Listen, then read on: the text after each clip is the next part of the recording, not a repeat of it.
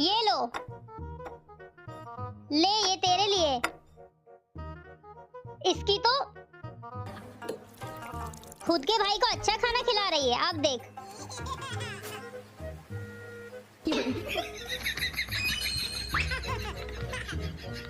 रुक बताती हूँ तुझे।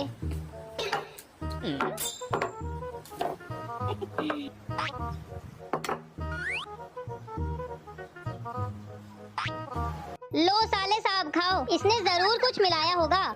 चल आजा, तू मेरे साथ खाएगा, लेकिन मोटे जीजू भी तो खाएंगे। मजा आ गया। वीडियो आपको अच्छा लगा तो वीडियो को लाइक और चैनल को सब्सक्राइब कर देना।